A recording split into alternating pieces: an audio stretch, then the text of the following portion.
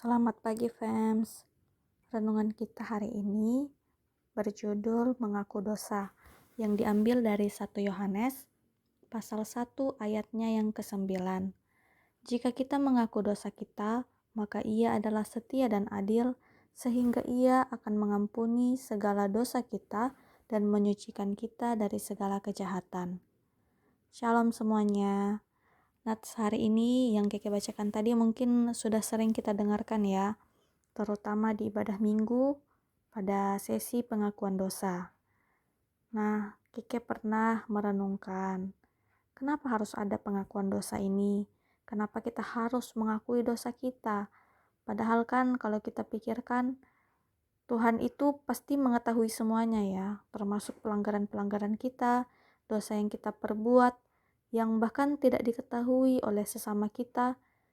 Tapi Tuhan tahu, Tuhan mengetahui itu. Tuhan juga pasti tahu isi hati kita ketika kita menyadari dan menyesali dosa dan pelanggaran yang sudah kita buat. Jadi kenapa kita harus mengakui dosa-dosa kita? Ada 2 alasannya yang kita dapatkan. Yang pertama, supaya kita terus menjalin komunikasi yang intim dengan Tuhan. Sama halnya ketika kita memiliki kerinduan atau kebutuhan, kita pasti akan membawanya dalam doa. Kita pasti akan menggumulinya. Walaupun kita tahu Tuhan sudah mengetahui lebih dari yang kita rasakan. Tapi kita tetap mendoakannya dan Tuhan senang akan hal itu. Tuhan senang ketika kita membangun komunikasi yang akrab dengan Tuhan. Yang kedua, dengan kita mengakui dosa-dosa kita di hadapan Tuhan, artinya kita mengakui keterbatasan kita, kita mengakui kelemahan kita, dan dengan demikian kuasa Tuhan nyata atas kita. Semakin kita menyadari betapa rapuhnya kita, maka semakin kita mengandalkan Tuhan.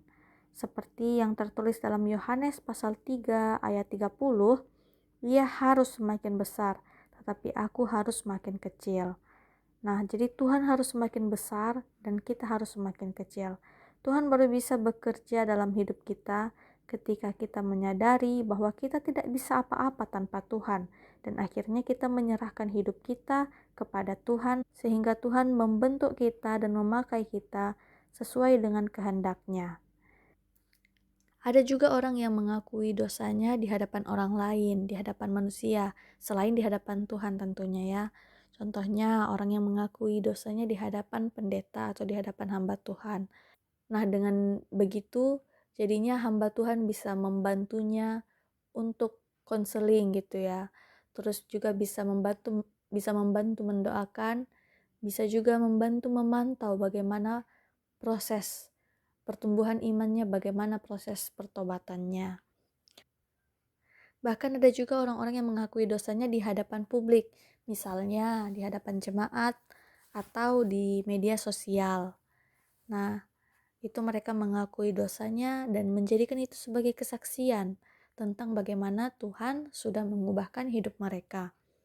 Itu juga merupakan hal yang bagus tuh ya, karena mungkin dari banyaknya orang yang mendengarkan kesaksian itu, ada beberapa orang yang akhirnya tergerak hatinya, digerakkan oleh Roh Kudus, sehingga mereka pun ikut bertobat.